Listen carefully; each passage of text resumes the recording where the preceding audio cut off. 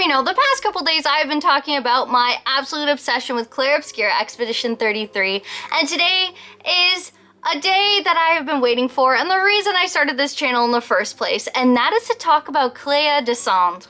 She is the most minor side character we meet so late in the game, and her actual storyline and information is only found if you complete side content. So I want to talk about the villain of Clair Obscur Expedition 33 and talk about how I don't think she actually is the villain we've painted her out to be.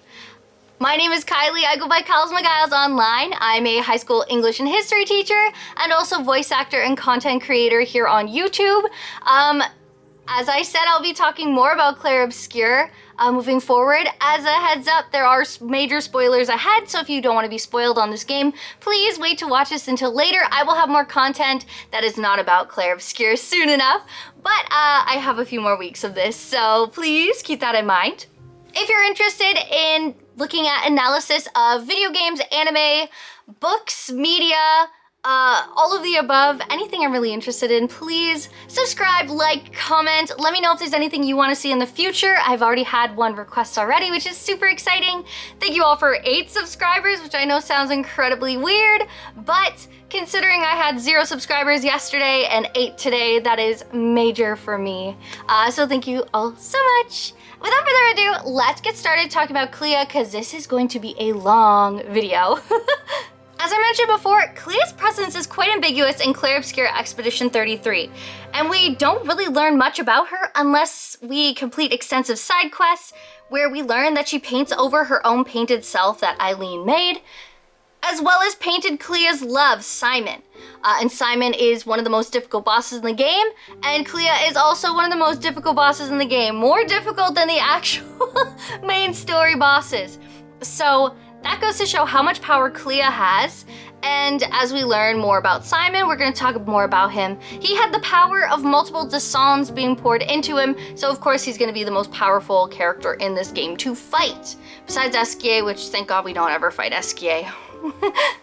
Clea has been portrayed as the hidden villain of Clair Obscur, as she's assisting the real Renoir into completely destroying the canvas, getting Eileen and Alicia out, and she treats Alicia quite callously if you do not complete any side content. So a lot of people don't have a nice taste for Clea in their mouth, but if you do the side content, there are some instances where you start to realize that there's a little more to Clea than we expected. So I want to talk about that because I think Clea is an incredibly misunderstood character. I think there's so much more to her, and since we've heard recently that Clair Obscur will continue on as the video game franchise series, I have a feeling we're going to learn more about Clea in the future, if not with upcoming updates to the map itself that we're getting because of 5 million copies being sold of Clair Obscur Expedition 33, but also because of how little of her story she has told us and the fact that she's fighting these writers that we know nothing about. This video is not only going to analyze what we already know about Clea, I'm going to be talking about some YouTube creators who really helped inspire me come up with this idea in the first place and start going headfirst into researching like crazy about a character that has about 20 minutes of on-screen time that I didn't even fully meet in the first playthrough. But I also want to make some theories as well as some things that I believe could be happening and they could be foreshadowing in Clair Obscur Expedition 33 for the rest of the franchise, and the powers of the painters, the powers of the writers, and how Clea could be more tied into this and feel a lot more guilt than we initially perceive. So let's get started.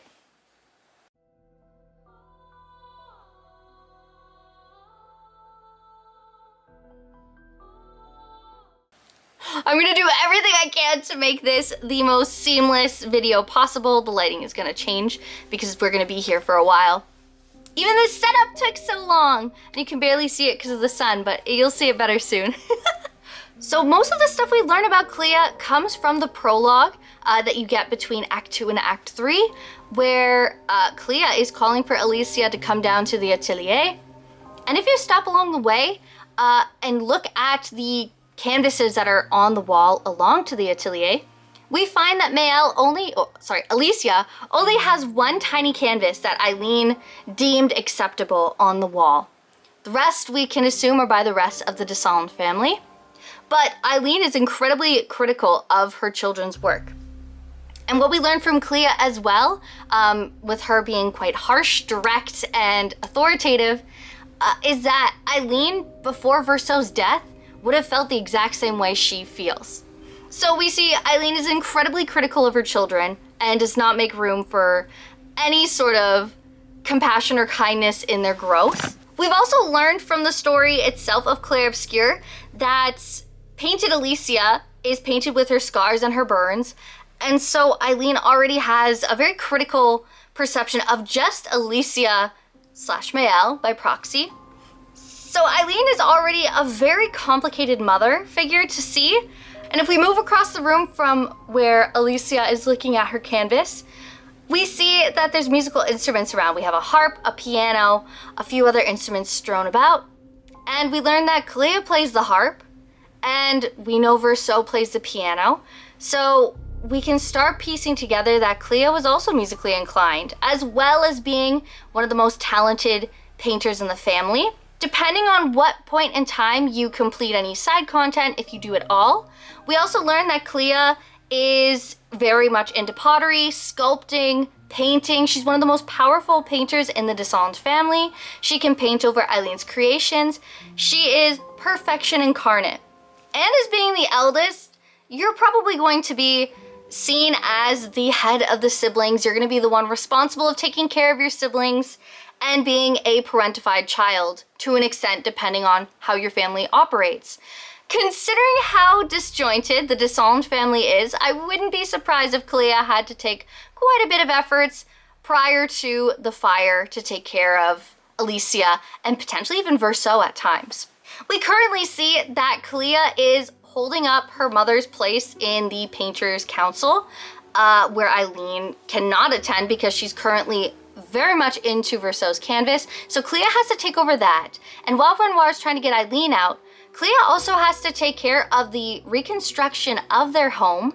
She has to take care of Alicia, make sure she gets up, eats, does something, doesn't just wither away to nothing, and actually gives Alicia a task. Is she the kindest when she gives Alicia the task? No, not at all. But Clea is incredibly complex. We're going to talk a little bit more about that when we get to Act 2 of Clea, but at first we can see Clea's treatment of Alicia as very callous and very mean, especially for blaming Alicia for what happened with the fire. It is very callous, but Clea is still mourning as well. Is she older than Alicia? Yes. And is it her responsibility to not act like a child as well, like her family is? Yes. However, sometimes people aren't perfect. No one can be perfect, even someone who believes they are. With all that in mind, we can assume that, especially since Clea probably spent the most time with Eileen, that she was going to be the most heavily criticized in the family of Eileen and had to deal with Eileen the most. Especially if Alicia was able to write and read in her room. We've learned with multiple encounters Mael has with the shadowy Clea that appears throughout the canvas that there have been multiple times where either Alicia didn't join them in the canvas because she was reading, or whenever Clea would invite her to do things, she would say no. Clea almost giving us a sense that Alicia always said no whenever she would try to go out of her way to invite her to do things.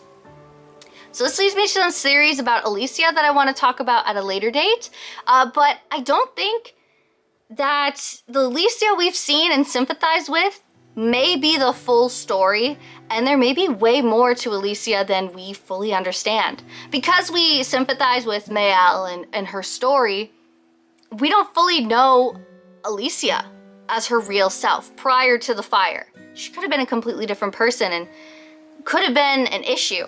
We also know from Verso that he felt pressured in his life to go onto a track in life where he could not pursue music, and he didn't feel like he could ever pursue his music. So we can definitely infer that Clea probably had a very similar life being held to that similar standard. Clea doesn't have much sympathy for Eileen and judges her incredibly harshly as she says she doesn't care if Eileen stays on the canvas. For all she cares, she could stay there as long as she wants. It gets her out of the way, and Clea can get things done. As Verso's canvas is also partially Clea's canvas, it can be assumed that both Clea and Verso ran into the canvas consistently in order to have fun and enjoy their time. I'm going to talk a little bit more on a theory I might have about why that's even more relevant for the end, so please stay tuned to the end because I'm really excited to talk about that. Let me know how wacky I am for making that idea. When we take a look at the manor, my favorite part about the game is finding the doors of the canvas manor throughout the canvas, as it's an identical copy, well, almost identical copy to the manor outside of the canvas, which is really interesting because, well, Alicia's room herself is completely identical between the manor in the canvas and the manor outside the canvas. We're assuming Eileen made the mansion or the manor that they live in inside the canvas and the doors that we constantly go in and out of, especially with her painted family and everything. It's more than likely her creation, but it's so well done and so identical to, you know, the outside canvas world and the inside canvas world. I love exploring all the different doors. I love finding them across the map, and I love thinking about whose door is where. Okay, note to myself, I need to write down which area the room of miniatures is in. Clea's actual room we eventually find in Frozen Hearts. It is buried deep, deep, deep within Frozen Hearts. It's also really interesting because Verso makes a point of talking about the fact that him and his painted family used to vacation there. So Clea's door being in the bottomless pit of Frozen Heart that's really hard to find is very symbolic of how she feels in her mourning of Verso, of her life, of her childhood on this canvas. She's not able to feel anything and she has to freeze her heart. Because if she feels anything right now, what on earth will she do? She's going to crumble. She has all this pressure that yes, she's put on herself, and no, she doesn't need to continue this family's drama and situation, but she feels it almost a duty. And it's almost like she's caring for her siblings and her family as well. She does love them in a very difficult way because she wasn't allowed, it seems, the kind of kindness and space and freedom that she's always wanted. Very similar to Verso. One thing to note about Clea's room compared to the other rooms is it's one of the few rooms that has white and gold wallpaper instead of the black and gold that we normally see. So although we see Clea as a very dark, brooding character, her room is very light and very alive. Throughout her room are little miniature statues, clay figures, books, all of the things she loves to do. I was looking out for Clea's room for the longest time on my second playthrough because one, I missed her room the first time on my playthrough, so I didn't know if she actually had a bed. Because that was one big thing. I knew Alicia had a bed, Verso did, but I didn't know if Clea's room did. And she does. So she has a bed, she has a place to stay, but that doesn't necessarily mean she's staying at the house itself. She just always has her room ready for visiting home and being at home. But if she's the older sibling, and we know that Verso was around 26 when he passed away, that would put Clea at around the same age, if not older. So there's a high chance she wouldn't have been living in the home at that point in time. So before I sent Alicia back into the canvas, into Act 3, I wanted to take a look around the atelier for a real quick second to see what I could find, and I found a mattress on the ground.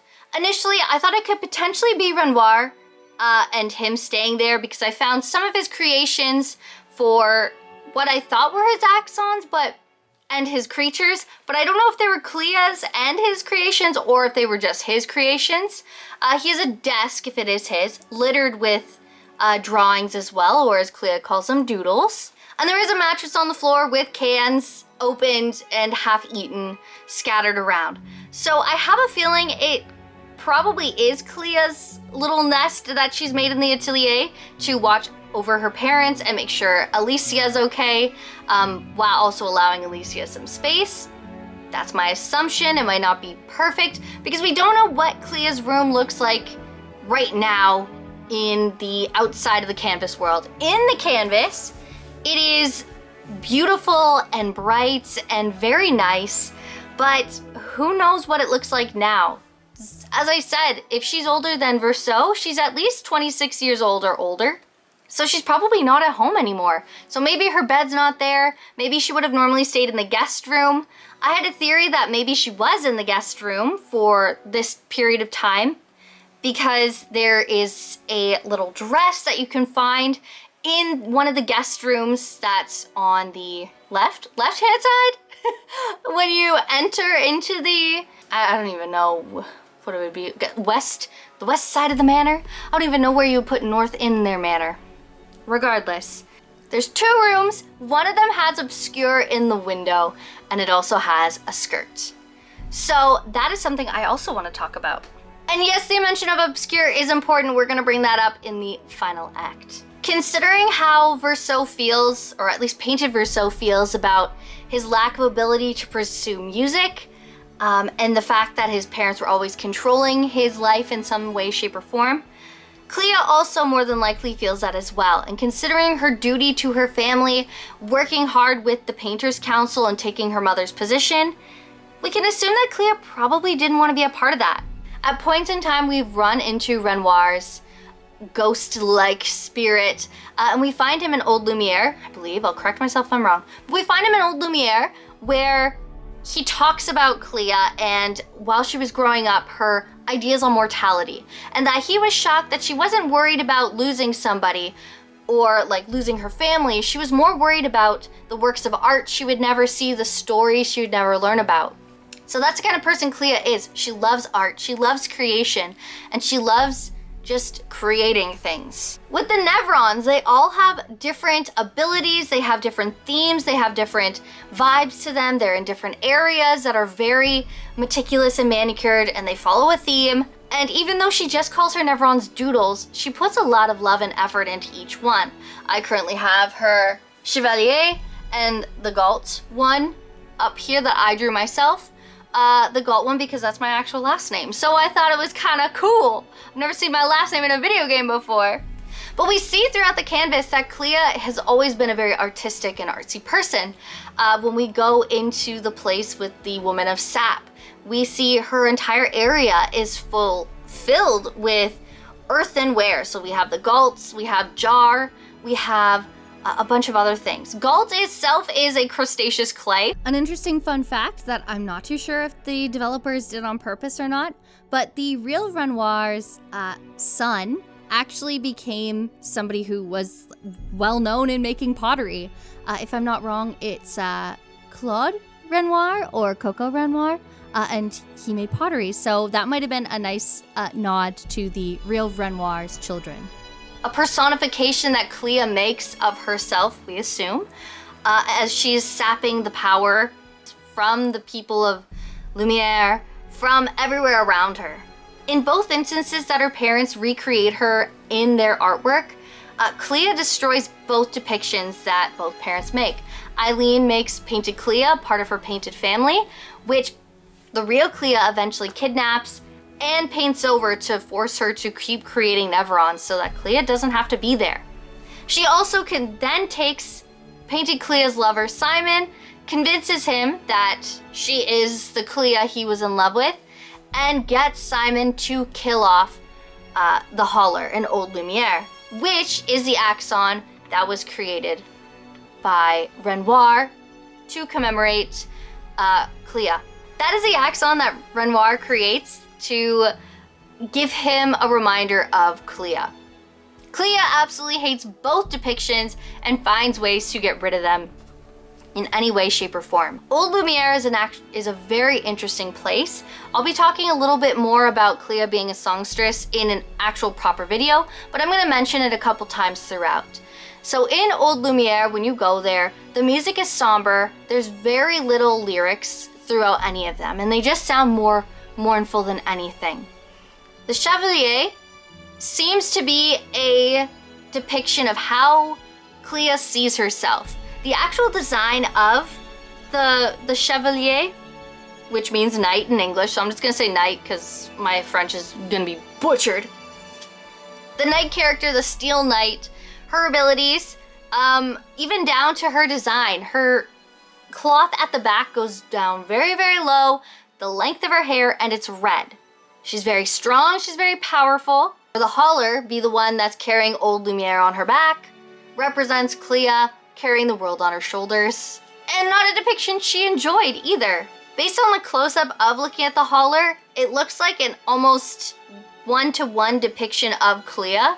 At least the axon looks very much like Clea herself, as opposed to the man behind the masks, the Reacher, Sirene. Although you can tell that the person's there, it seems like the holler is just a giant version of Clea, almost like the depiction of the paintress. Not only has Clea lost her brother, who she was clearly incredibly close to, and if they were to explore music together as well, even more of a sense of camaraderie together that they shared, and that closeness. She lost the one person in her circle that understood her and valued what she was, who's now completely lost. Everyone mourning in their own way and not considering the fact that Clea also too is mourning. Her parents being incredibly selfish and fighting over their son's canvas instead of looking after their two remaining daughters that are right in front of them. Although Renoir doesn't want to be in the canvas, he is still physically in that canvas trying to go for Eileen, instead of leaving the canvas periodically to take care of his daughters and come back. Eileen is completely selfish by not even coming back from the painting herself, ever, and completely writes Alicia off as the silent and disfigured Alicia that she came to know. Drained of color, Clea doesn't have the opportunity to mourn in the way she might want to. She doesn't have the opportunity to go back into her canvas that she shared with Verso and enjoy the memories she had and eventually say goodbye to her canvas with Verso.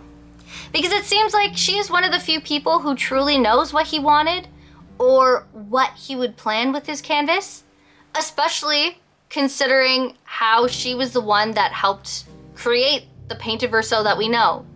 Now, we don't know for sure if she did it with malice in her heart or not, but it does appear time and time again with the help of the lyrics, with her actions for Alicia, the way Verso, painted Verso, looks at Clea, painted Clea upon her death. There's just love between the siblings. Even for all their faults, they love each other dearly. Clea seems to prioritize fun and enjoyment as well as a sense of duty and pride. And so, or at least tells Alicia that's important in life. So I think Clea's learned the hard way that she would love nothing more than to just enjoy her craft, enjoy her work, instead of being a slave to her work, which it feels like she might have been groomed into becoming.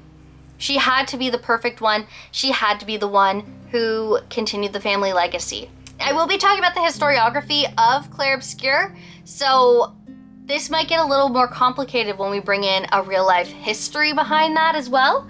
Behind me, I have Renoir, an intimate biography, and this is by Barbara Ehrlich White. I'm about almost halfway through the book and doing all the research. She went into incredible detail. This is her life's work and thesis, talking about Renoir, Eileen, and the intricacies of their life and how they came to be painters. And since Clair Obscur takes the name Renoir and Eileen and their family into account, and there's a lot of symbolism and nods to the real Renoir's life throughout the game, I want to talk about that in more detail. And I think Clea may have some references to the real Renoir's illegitimate daughter, Jean, who I would love to talk about in detail and compare. But we're gonna put a pin in that. This video is gonna be too long, so we gotta come back to that.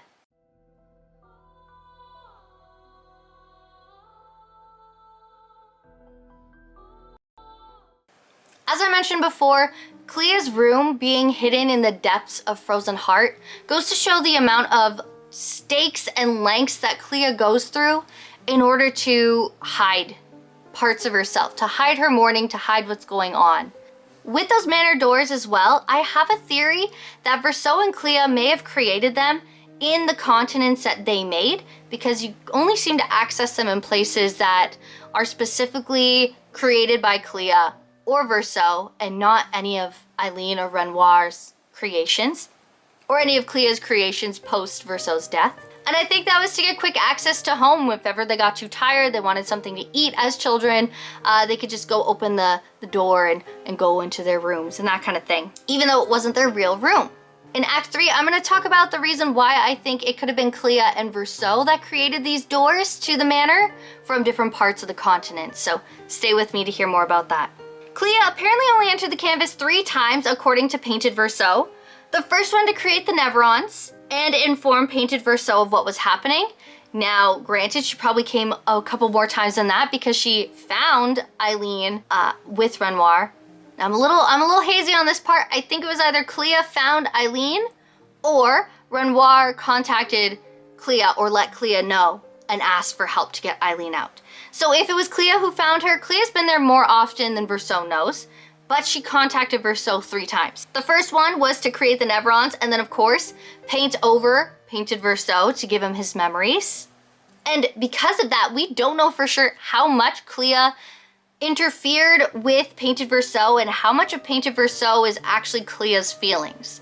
So that is something we can do a deep dive analysis in. If you were very interested in that, let me know in the comments below, but we won't do it here because that's too long. The second time was to try to recruit Painted Verso. He doesn't explain anything further, but just to try and recruit him. I'm assuming she was looking for help to fight off Eileen and get her out of the canvas, more than likely, but he doesn't say any more than that. And we know Verso, he speaks in half-truths. This is nothing new. Of course, she probably asked, but he's not going to tell us what she asked. So now we're stuck with that. And 3 was to ask him to watch for Alicia in the canvas. So as Alicia entered the canvas, Clea immediately went in, found Verso, and asked for him to help watch her over the next couple years. A fun little tidbit I wanted to put in, it's super interesting because it seems like Esquier worked very closely with Verso in flying around the continent to go places that he needed to go.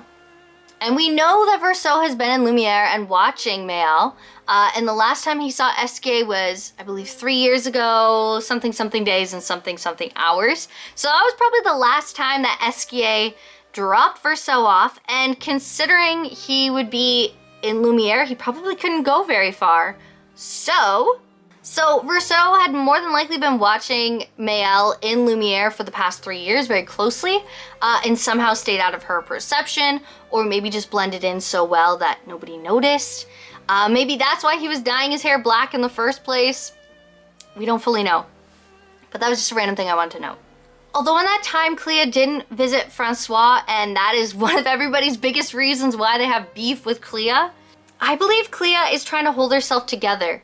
Going to see your childhood toy, or your childhood toy that you brought to life, that you made with your brother who just died, and you lost a big piece of your childhood in your life, and you're trying really hard to hold yourself together, the last thing I would do was to go find that childhood friend and try to go talk to them, especially after not seeing them for years. The first time seeing them, with all that going on, I would crack, I would lose my mind. I'm sure the last thing Clea would want would be to go see Francois like that. Does she know how much it hurts him and how badly he wants to see her? I don't think so. And it's really hard because it's one of those things that as you get older and you reach that age, like I'm around the age that Clea would be, and you start to think of all the things that you did, like weirdly enough, Nintendogs is the first example I could think of. If you, I don't know if you ever really think about your Nintendogs and go, oh my gosh, they've just been waiting for me for years and I either haven't thought of them or haven't looked at them. You have your stuffed toys and your toys from your childhood and you've watched Toy Story your whole life. With Toy Story in mind, with Francois in mind ringing through your ears, are you gonna go pick up your childhood toy? Now, thankfully, mine sits on my bookshelf and I see it every day. This is Brumel, by the way. Not everybody thinks of their childhood toy. Esquier was clearly Verso's childhood toy that he characterized in the canvas. I have a theory that Francois might have been Clea's first sculpture she ever made, and then made Francois her best friend. Kids love rocks, it makes sense.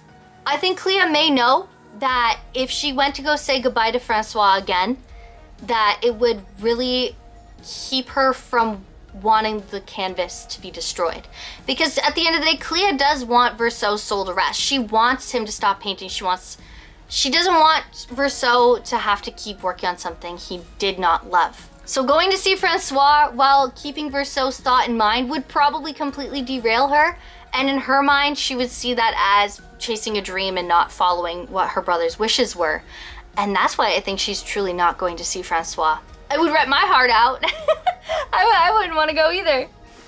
Clea's act of cruelty to disregarding the lives of the people of Lumiere may come from her complete rejection of the canvas. How dare they live while Verso is dead? How dare Maman create a version of me that is not strong, who is swayed by love? How dare painted Clea do anything but work? There is no time for distractions in this world. So these are things that Clea could be thinking in her mind. You know, we learned that before Eileen came, there were no humans in this canvas. This is Verso's only canvas, and he was a fun, goofy kid who loved his trains, who wanted to go play with his sister and have a really fun time. Even Clea's rooms that she has throughout the canvas are loads of fun and so cool and really fascinating, considering, you know, how much work the two of them put in over the years. You can tell the places, like Esquier and Francois share a cave together. They all created that together, maybe with the help of Renoir a little bit. To Clea, those people of Lumiere might be seen as pests to her because that wasn't in her creation. That wasn't what her and Verso made. You know, they had the Gestrels, they had the Grandis, they had Esquier and Francois. They had her Nevrons, which, if I'm not wrong, I have a feeling her Nevrons and her creations were kept there because she probably couldn't openly make her really disfigured, disgusting creations happily. She seems to love doodling them. But at the time period that they're in, if it's similar to our time period, that's not a very womanly thing to paint. It's not a very kind, romantic thing to paint either. Impressionism and post-impressionism, Renoir is an impressionist artist himself, was coming into great acceptance. Now, it took a long time, and Renoir fought really hard with his friends in the impressionist groups, but Clea experimenting with this new style with the Nevrons completely makes sense considering who her father is and the time period in this world as well. But it still wouldn't be seen as ladylike. In France, women didn't even have the right to vote till 1944. So if Sandfall is trying to parallel our world in any way, shape, or form, Clea wouldn't have that much power in the real world like she does in the canvas. Same with Eileen, same with Alicia/Maëlle. So that's something to consider as well as we are going through this. And that kind of pressure, while also trying to maintain a household with society looking to you as you are potentially less than, that is even more difficult for Clea to navigate while also mourning the loss of someone so important in her life and her entire family as a whole, because they're all drifting apart and they're all broken. I want to talk a little bit about Simon. I chatted with my boyfriend about this. I had a theory, but he brought up some good points. So I'm going to bring up both theories. And Simon is a part of Expedition Zero. Painted Clea falls in love with Simon, and they're totally in love. And that is what motivates Simon to fight and get everything done and work as hard as he does. My theory was that Simon might have been somebody who grew up with Clea and Verso and might have actually been really good friends with them outside the canvas growing up, so maybe he was able to experience the canvas with them as well. Maybe because of them growing up together, their age, everything, maybe the real Clea and Simon got together in the real world, and Verso still friends with Simon and they were all very close. It's a potential. My boyfriend thinks that maybe Simon was actually a creation of Eileen and from Lumiere, and that adds to the overall awfulness of the situation, where painted Clea falls in love with a creation of the canvas of the world, and that could also lead Clea to be incredibly upset and aggravated by the situation, by Simon's existence in the first place, why she would even use Simon as a human weapon, essentially. Now in this section, I'm gonna go back and fix it, but I believe We don't fully know where Simon's immortality is, or Clea gave him immortality, or Eileen gave him immortality. But Simon was weaponized by Clea to go kill off the Hauler, which he successfully did, and Clea gave him painted power in order to work hard and defeat that Axon. In his bouts of lucidity, he went to Eileen, Simon went to Eileen, and asked for help. Eileen gave him his sanity back, gave him his clear thoughts back, but also gave him more power to go destroy Renoir below the monolith. Renoir then goes and manipulates Simon further, breaks him, and keeps him down in the monolith that nobody knows about. So that's why I felt my theory could have been justified, because maybe the reason why Renoir could get into Simon's head more is because he maybe knew him beforehand. Who knows? Or Renoir went that extra mile to hurt Simon further, one, because he's incredibly strong, but two, because he knew Clea wouldn't have wanted this kind of scenario for herself.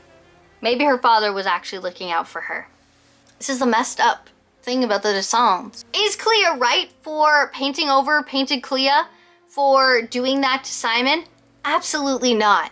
But it seems like the only people that Clea directly tries to hurt is herself and versions of herself. And the man that is in love with the painted version of herself. Clea does not like to see any version of herself that is not her true, authentic self. She doesn't like it. And to be honest, I don't blame her. Somebody else's opinion of you is not exactly how you see yourself. And it doesn't seem like Renoir and Eileen truly know who Clea is, let alone who Verso is or Alicia. They don't know their children as much as they think they do. Through Clea's aggression towards Alicia right off the bat, I think Clea truly does love her family. She's very angry at Eileen, though. I think that is very important to point out. I think she sees a lot of herself, her younger self, in Alicia, but the version she was never allowed to be. Alicia is never held to the same standard as Clea or Verso. And we know Verso desperately wanted to play music and not paint. But what does Clea want? Does she truly want to paint? Or is that what she's been trained for? It's what her families and siblings cannot achieve. Progression of the family. Clea treats Alicia similarly to how Eileen probably treated Clea. We are a reflection of our parents as we grow up. And we also see a beautiful parallel of this through Lune.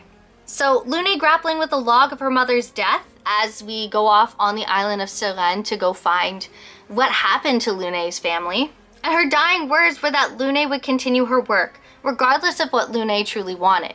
So in her dying breath, her mother, yes, believed in her to get this done and believed in her ability to do this.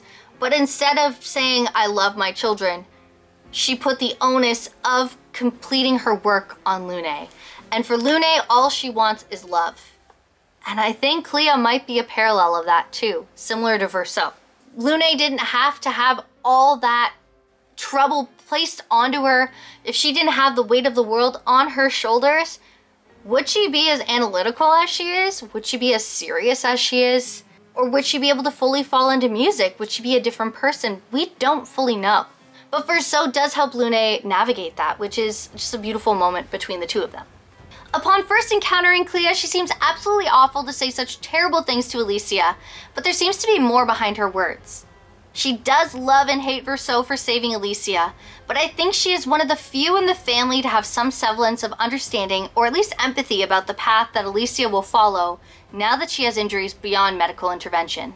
Now it seems like Alicia was shy, timid, and scared prior to getting injured, and now it's just going to be amplified further. Clea is worried. Clea is the only person who holds Alicia, to what we can assume, is the same way she would treat Alicia before her injuries and Verso's death. Clea is very focused on caring for the wishes of a person. So Clea doesn't see or baby Alicia because she doesn't think Alicia can't do something. She pushes her. Is it sometimes in a not so great way? Yeah, she can be kind of a dick, but that's kind of what siblings are like. Clea is aggressively holding Alicia accountable for her actions, but she helps pave a way for Alicia to grow on her own. Alicia is a shy and quiet daughter, but Mayelle is outspoken and confident. a past she is only able to form with unconditional love from Gustave, Emma, and the people of Lumiere. So without this kind of tough love attitude that Clea has given Alicia, and probably one of the first times anyone's ever really told her to get up and go do something, it proves to be very valuable for Alicia as she becomes Maëlle and chooses to stay as Maëlle after she remembers who she is. Although Maëlle was an orphan, Maëlle was fully loved unconditionally and continually loved throughout the entire story. She's never alone. She always has somebody beside her and always someone looking out for her. Something that Alicia always wanted. Eventually, when you get to Endless Tower, Clea invites Alicia to play a game her and Verso love to play, bringing her into the fun. And she wants Alicia to have fun. She wants Alicia to let go and enjoy herself and live her life fully. The reason why Renoir sees her as the Reacher, that she can be so much more, is because Alicia just never saw it in herself. Because nobody ever gave her the opportunity to. Clea finally gives Alicia an opportunity to find herself, to be something, and she takes it. So I like to believe that Clea is the songstress of Clair Obscur. I mentioned it a few times. I'm gonna go in depth in it in a full video, but I'm kind of outlining my ideas right here. So I'd like to believe that Clea may have been a singer based on her music with Eileen and Verso. Alicia mentions that Clea used to play music with Mama in the parlor, Verso the piano, Clea the harp, but many instruments are thrown around, like I said earlier. So she may have been vocals to accompany the harp, and with that I believe the beautiful vocalist, Alice Dupour-Percier, may be filling in as the singing role of Clea, and occasionally Eileen, depending on the song. Also a lovely parallel to the consistent shifting of who people call the paintress. Because sometimes we get confused, are they talking about Clea, are they talking about Eileen? We don't know, and then eventually Maëlle/Alicia comes into that paintress name as well. If you haven't fully listened to the soundtrack, and I don't just mean like in the game, but taking a look at the lyrics and everything, you will notice, you hear it when you first hear Alicia in the loading screen, that it's not actually in French, it's not actually in English, it's in a mixed language in between. The composer, Lorien, he made this kind of coded language. It's a mix of Latin, an old kind of Middle French, French, English, and a couple of other borrowed words. We have a bit of Japanese in there. There's a bit of Hindi I've seen as well. In some translations. So he picks and chooses words and places them in to kind of build a puzzle. If Renoir works in metaphors for his axons and his paintings and work and everything, and says that Clea is the most like him, I believe that Clea also writes in metaphors, specifically with her writing. And I think that's what Lorien was trying to show through his work. Alice also composes a few tracks as well, so I think they both work together to do that. The mixture of languages could be a made-up language between the Dessendre siblings, maybe one that complements the gestuals, or allow the Dessendre children to speak in a code around their parents, about their dreams for music.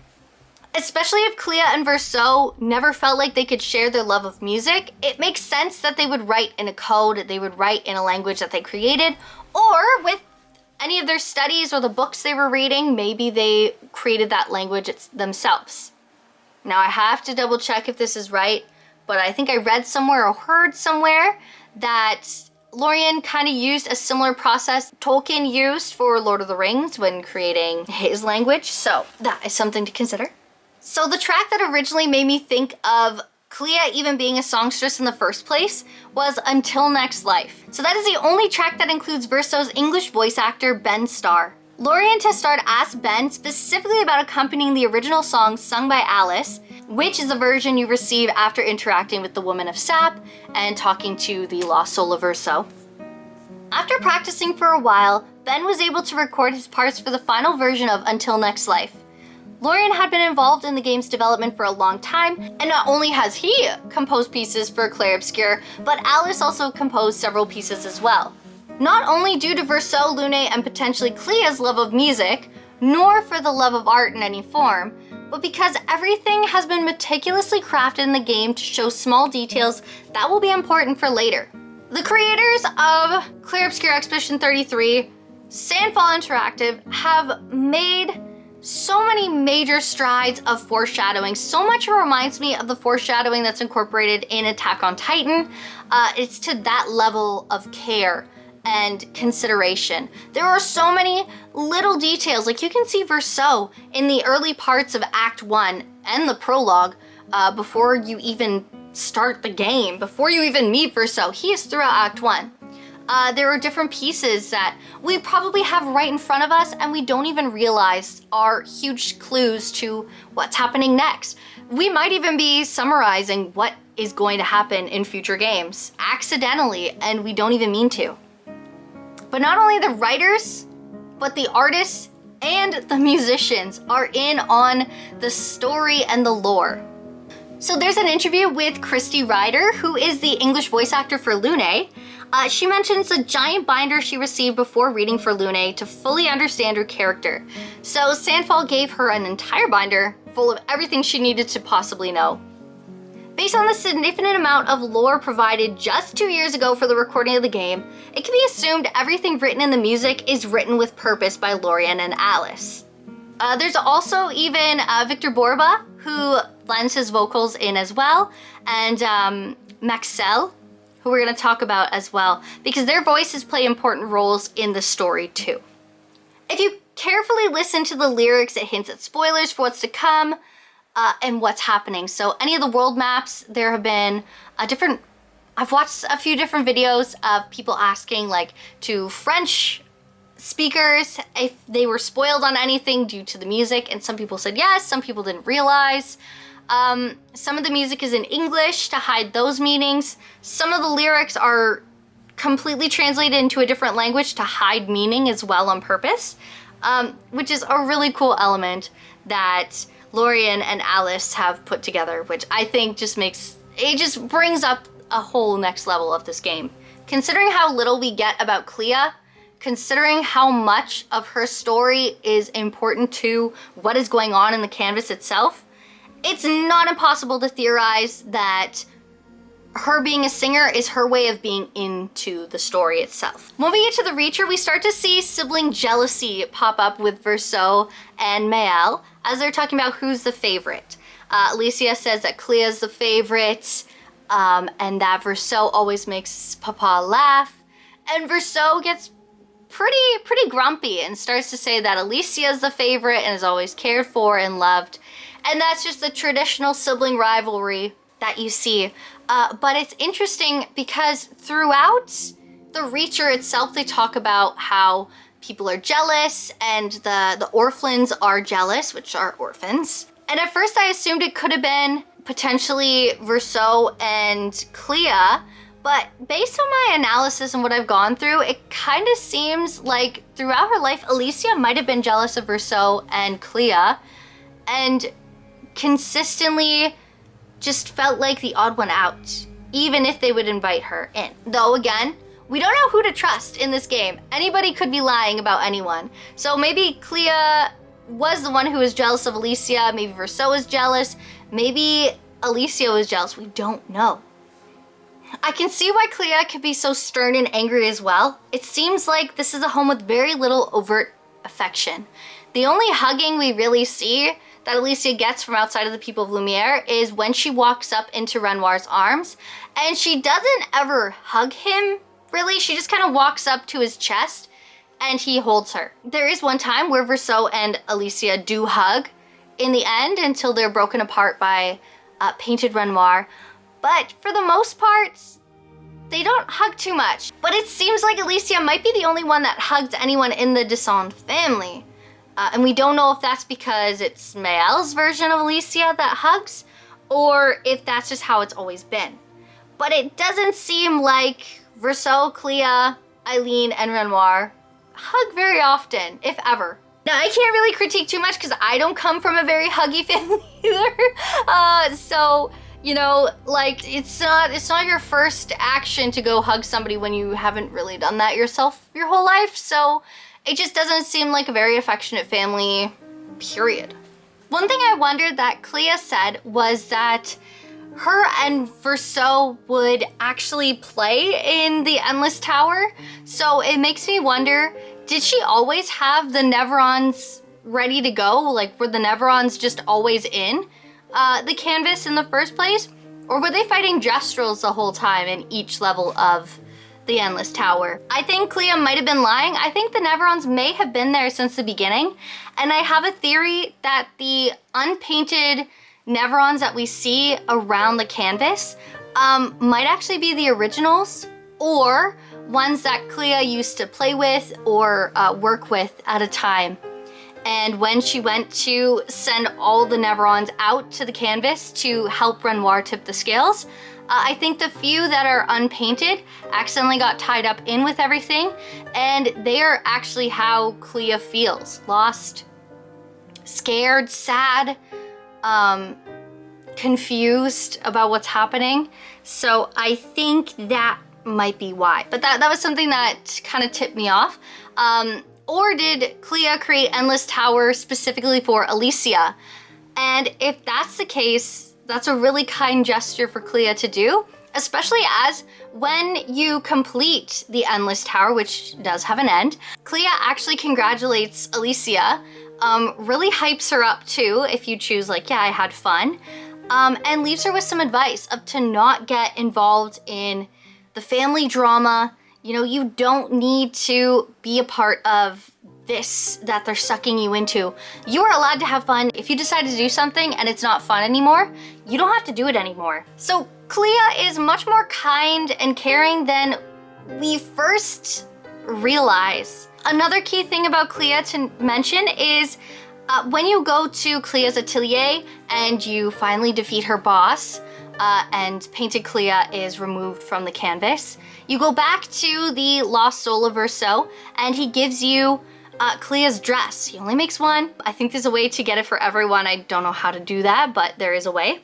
But the Soul of Child Verso says that him and Clea created that outfit together. So the fact that Clea consistently wears that dress repeatedly shows how much she cares and loves Verso, and how much she is hurt by what's going on, to the point that she's still wearing the clothes they made together. Maybe that's the only thing she has on her right now, etc., etc. But that is a piece of clothing that they created and designed, and that's really important for her to hold on to. So for Clea, she has so many pieces of Verso to hold on to that I think that's why she's able to find some solace that others aren't necessarily, because Clea knew Verso, it seems, better than anyone else in the family. Which is why I think this mourning is even more intense for Clea than we might realize.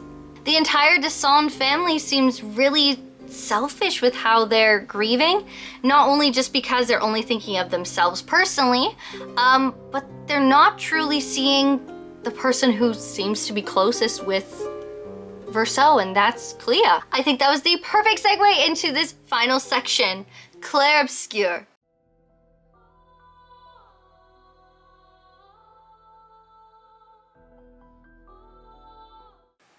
Where do I begin? This section is gonna be long. This is where the theory crafting begins, and something I've been kind of building up to in this entire video essay. Hopefully it hasn't been too frustrating since this is a new style for me. But I do believe that Verso and Clea could have been twins. We don't know Clea's age going into this, but she has to be older than 26. They always mention that she's the oldest sibling, but a lot of people do refer to twins as the older sibling and the younger sibling. It happens sometimes. There are multiple reasons, but I'm gonna break down a couple of things as to why I believe Clea and Verso could be twins and why this matters. So we can start right at Verso's birth date. So if you choose Verso's ending at the end of Clair Obscur, you will see his gravestone, and it gives us his birthday, which is February 22nd. So that's an interesting date because February 22nd, 2022 was called Tuesday. It was known as Tuesday because it was a rare palindrome date. So it's a really cool thing. There were twins born on Tuesday, and that date being 222. There are people who talk about angel numbers as well, so that could be tied into this as well. I'm not gonna go too deep into that, but I do know repetitive numbers are a sign of that. Having multiple twos, February the second month, the 22nd, could also hint, especially if there's two babies born that day, that could be a nod at that as well. More events could also come from ties to astrology.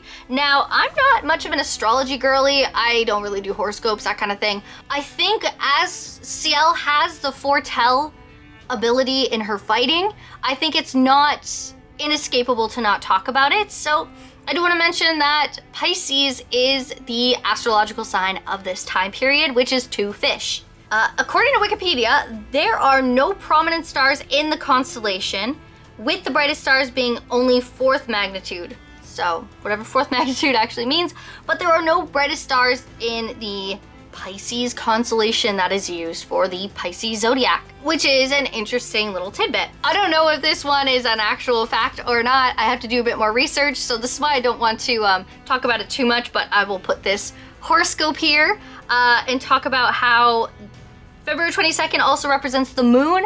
Verseau has the moon next to him, as we hear time and time again in the track Alicia and eventually Mael. But this description of the horoscope also talks about 3 influential women with 3 homes and 3 distinct families. That talks about different emotions and that kind of thing. So this is the day that belongs to the moon, and it is the only day in the year to have 3 moons sitting next to it. So there's some crazy symbolism there for Verseau. So if Verseau and Clea happen to be twins, this could play into them, but it could also play into Verseau's story as well. And I think if anybody wants me to do a more deep dive onto the astrological signs and the astrology side of Clair Obscur, please let me know, because I'd have to do a lot more research because I'm not as learned on that topic, but I'd be willing to do it if there's enough interest. Something I meant to mention but completely forgot because I was fighting my camera's battery the entire section of this piece that I was discussing. But the 3 women could represent Verseau's 3 love interests that we learn about in the game, Julie, and then you of course have the options of Lune and Ciel. So that could be the 3 women represented in his life. It could also represent the 3 main women in his life, that being Eileen, Clea, and Alicia. And the wonderful thing about this game is that you can substitute different people to represent different meanings in each part of the story. So Verseau has 3 prominent women in his love life and 3 prominent women in his familial life. And all of them are very strong, and they shape Verseau in some way, shape, or form. So I think that's why it's really important to point out something like that. So with that in mind, Pisces being related to the moon, and the moon, the sun, the stars, the sky being a huge component of the story itself, I wanted to talk about Clair Obscur. Light and dark, night and day, twilight, dusk, dawn. We hear those words throughout the entirety of Clair Obscur. We even have the Nevron, Clair Obscur and Clair Obscur. It's throughout the household, or it's at least throughout the manner of the canvas. You fight them is the name of the game. And if Clea and Verseau are twins, even if they're not twins, just very, very close, they do resemble light and dark. So initially we see Verseau as a very light, happy person. We see Clea as a very dark, negative person. Traditionally in literature, the sun and the moon, the sun being the more male, masculine character, bright, strong, exciting. The moon being the more feminine character, mysterious, dark, different times of day. So Clea and Verseau could represent Clair and Obscur. And it's really fascinating too with the designs of the characters, how they fight differently, but they're still similar, and they are 2 parts of a puzzle piece. If they're twins, Clair and Obscur would make a lot of sense to represent Clea and Verseau. So as just previously mentioned, with the imagery of the 3 moons, and that you can take that meaning and apply it to different parts of the story, Clair Obscur can also represent Alicia and Mael, as they are 2 distinct individuals. And yes, when Mael realizes that she was Alicia all along, she does regain those memories, very similar to how Painted Verseau regains his memories when Clea paints over that part of him. But can Mael, that's in the canvas, truly leave the canvas afterwards? Well, she can't, because her memories and her consciousness will return to Alicia outside the canvas. The Mael that's present in the canvas cannot leave to rejoin society outside. Alicia cannot lose her scars. So there are 2 distinct versions of Alicia and Mael. Maya lives in the canvas and Alicia lives outside of the canvas. Very similar to how painted Verso will stay forever in the canvas and not leave, and Clea will be on the outside. But Verso and Mael, they have that shared experience of having their outside worlds brought into the canvas itself. So they themselves could individually represent Clair and Obscur as well. So that's a really cool thing that we can look at. I like the imagery of Clair Obscur because it could also resemble that twin kind of imagery. And Mael and Alicia could resemble that twin symbolism as well. That's something Alicia may have wanted her whole life. If Verso and Clea were twins, she would have her own twin that she and her mother created themselves, which is a really interesting thing. Yeah. Very complex, very convoluted, but this is another reason why I think the twin theory could exist. I also think the canvas might even be called Clair Obscur, and that's the whole reason we have the title in the first place, and why those Neverons exist. Similar to how I said the Chevalier is more than likely a representation Clea has of herself.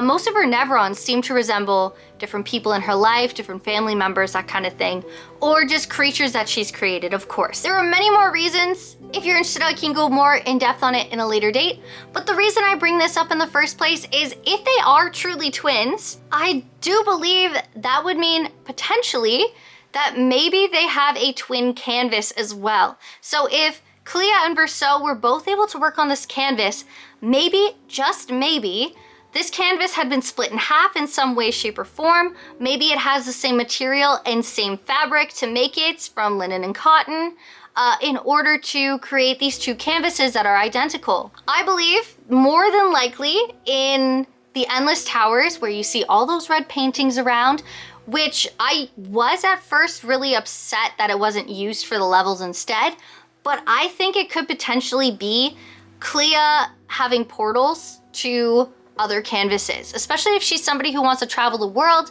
collect all these stories, art, pieces, see the world, in a time where exploring the world, going to expos, globalization was becoming a big thing for, well-off families. This would allow Clea to be able to come home and see Verso and be with her twin. We talk about twin telepathy and that kind of thing. People, are superstitious of that.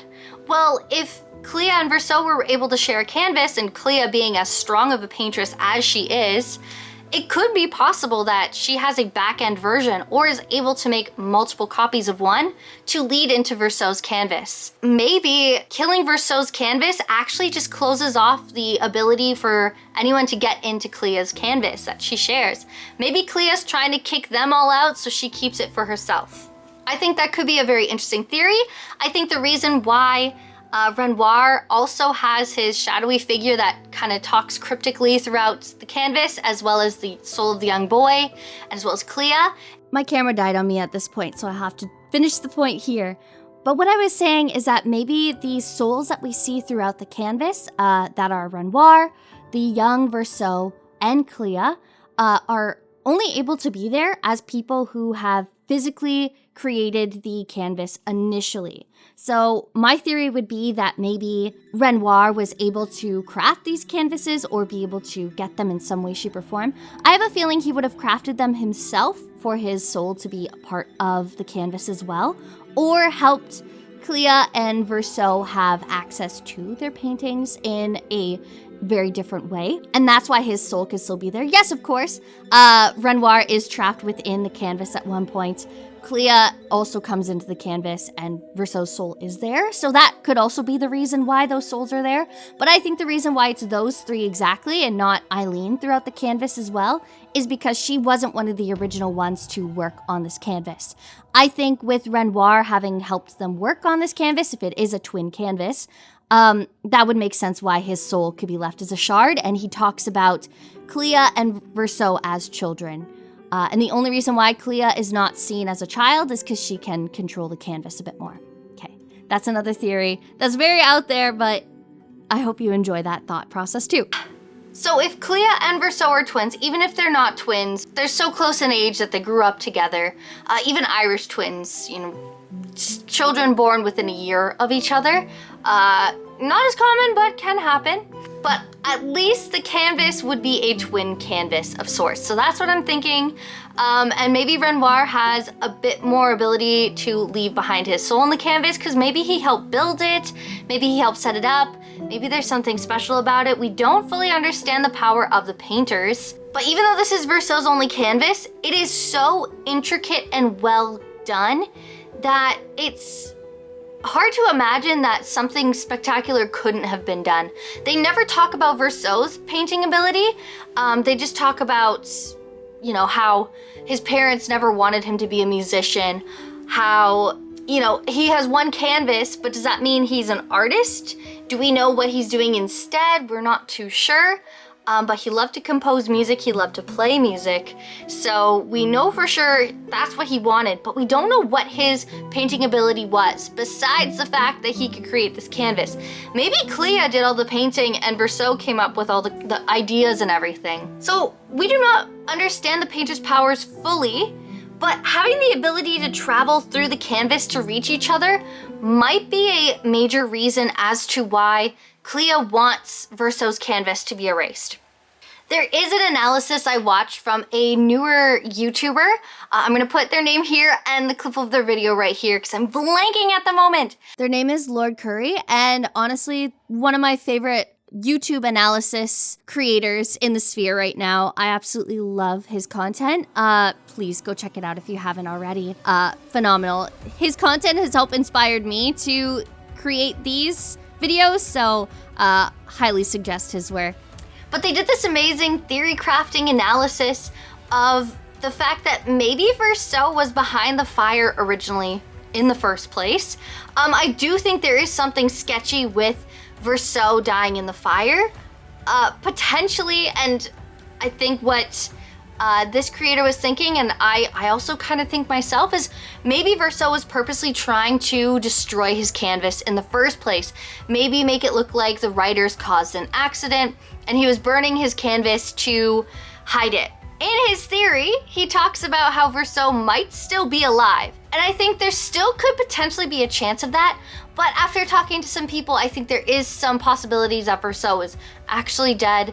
But that maybe Clea and Verso had a hand in planning the burning of the manor itself. And Alicia, not knowing what was going on, may have actually gotten in the way, and that's why she was burned and that's why Verso died, whereas their original plan had nobody getting hurt or injured. So I think Clea wanting the canvas to be erased, if she does have a back access to the canvas, having like a twin canvas or a shared canvas, if she has control of those extra canvases and she knows where they are and they're away from Eileen, she knows that Eileen can't get back in there. And there is so much within that canvas that if they're aiding or fighting against the writers, because we don't truly know what side they're on, Clea says she's against the writers, but we have countless opportunities where we see that the Dessendre family is scattered with books everywhere. So writing is huge in that family. They love to read as well. They love the arts. So you gotta wonder what's going on with the writers exactly. I'm gonna link their video here because I don't wanna go too far in depth with that theory, but I do believe that there's a potential that Verso was actually trying to burn the canvas. I don't know if I fully believe that Verso is alive. I think there could be a possibility that he was. I have another potential theory that Verso could even have tried to find a way to make a painted version of himself to be outside of the canvas, almost like a projection of sorts. And that comes from Maëlle saying that Verso can't be here when she finds him outside his canvas after the battle with Renoir, when you're about to pick, are you gonna fight as Alicia, Maëlle, or are you gonna fight as Verso? So I think there is an ability Verso may have to actually be able to be outside the canvas. We're gonna put a pin in that, no more of that. We gotta focus on this video at hand. The link to that video is here. Amazing content by this creator. I really love their work, and I think you should follow them if you're watching mine. As Clea wants to collect all these different stories, see all the art in the world, and learn more about the world as well, she just seems like a very, she seems like somebody who just really wants to learn and constantly learn and grow and paint and create.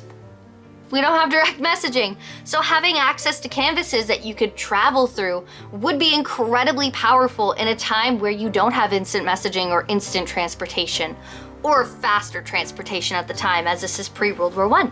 So as Clea has mentioned, Alicia has kept to herself, kept in a room, reading, and hasn't taken up the offers to hang out with Verso and Clea in the past. And because of that, Verso and Clea might have just never let Alicia in on their plans. I think Clea is extending the olive branch as she allows Alicia to play against her in the Endless Tower and let her have some fun with her friends.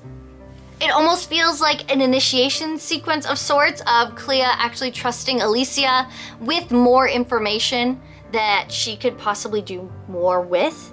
I think Alicia was just too young and too naive and too insecure at the time for them to fill her in on what their plan was. But I have a feeling that Verso and Clea may have had a bigger plan than just what meets the eye. I think there's more going on, and potentially Clea did enlist Verso in some way, shape, or form, painted Verso, into whatever plan that the real Verso had outside of the canvas. So we don't know what that plan is yet, but I have a feeling that is what's going on there. So that shows that Clea isn't an awful, terrible human.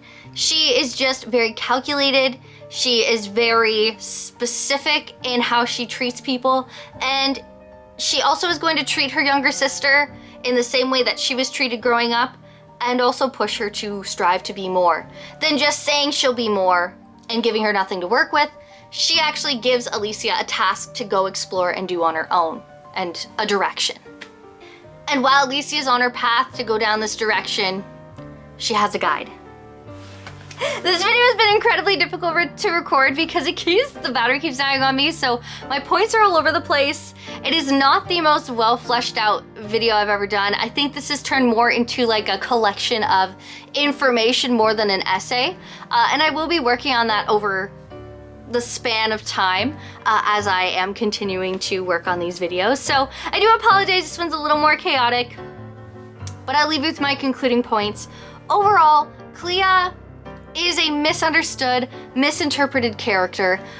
I believe that she genuinely cares about her family. She has had a very difficult life growing up. She has a lot of responsibility on her shoulders because her parents aren't acting like parents in this situation. They're being selfish. And yes, she is a grown woman, but there is still a child in that house. And Clea has to come back from her life and take care of her young sister while dealing with the grief of losing her brother. If Verso and Clea are twins, that could be an even bigger kick in the teeth, as twins are super close to one another. It seems like Clea and Verso were inseparable as well, so even if they're not twins, just that inseparable connection between two siblings who grew up so closely together, who shared something as close and intimate as that canvas, who love each other dearly. You could see it on Verso's face, and you can see it in Clea's eyes as well as she talks with Alicia. Even in the ending, like Verso's ending if you choose it, and they're at the funeral, Clea and Alicia do not look angry at each other. Clea seems mournful and sad and very quiet, which is, we're not used to that side of her because we haven't been able to see it. We just see the very like powerful, controlling Clea. But I genuinely don't think that she was upset with Alicia at that moment. After rewatching it over and over again, her body language doesn't give that. Her body language gives closing off to keep herself protected and to not cry, to be strong, to be the eldest in the family. I don't think she's mad at Alicia. I do think, however, and something I want to point out before I do my big video essay on all the music of Clair Obscur and why I think Clea is a songstress, is I would love to talk about Un vie à rêver, which is a life in a dream. We have it starting off with the normal chant for the Alicia opening.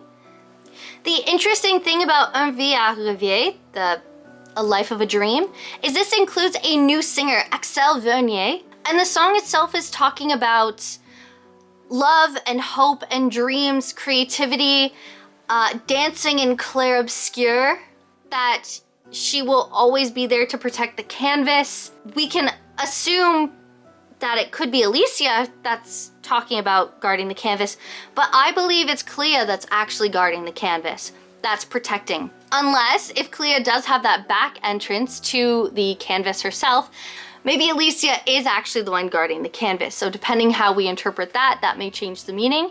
Alice has been covering for Clea and Eileen depending on the song. But then we have Excel who comes in and sings at certain points within the song. I'm gonna do another deep dive on that perfectly clearly, but it's a point I wanted to point out where I do believe that Clea, between what she says at the end of The Endless Tower and that song combined, is that Clea might see hope for Mael Alicia in Verso's canvas. Her staying and living there might actually bring light to her life, and Clea might actually see that as a positive thing, especially if Alicia is going to take that opportunity to really care for the canvas, maintain it, and allow for Verso to age and live a full life that he can eventually die of natural causes from, or be able to live a full natural life as painted Verso. Is it what he truly wants? We can go down that in another video. Is Mael's or Verso's choice right or wrong? We'll go through that in another video. But overall, this video is to humanize Clea and see her not as a monster or a villain, but as a young woman who is clearly hurt and pained by the loss of her brother, by the fracturing of her family, and the sheer amount of work she has to take on. I have a feeling that before the fire, Verso worked really hard to allow Clea to have an opportunity to live her dream, either by satiating their parents' desires, taking over some things that were near the home, that kind of thing. And now Clea has to take over. And it almost is like she feels bad for either not being there, not being the one to protect Alicia. Maybe the whole reason the fire began was because of something Clea wanted, and she too feels bad. There's a lot of speculation, there's a lot to go on. This video might be incredibly messy, but I hope you enjoyed it. Let me know what you think down below if I gave you some more ideas about Clea and what you feel about her. Let me know who your favorite or least favorite character in Clair Obscur is. If there's anything that interests you down below that I talked about, you want me to talk about more or clarify, let me know in the comments and I can always make a new video. I just wanted to get one done of Clea, so I can say I have like 6 Clea scripts on the go right now, and so they're all so disjointed. I hope this made any semblance of sense. I hope you enjoyed it. Thank you for your time. Thank you for hanging out, and I will see you all in the next video. Bye!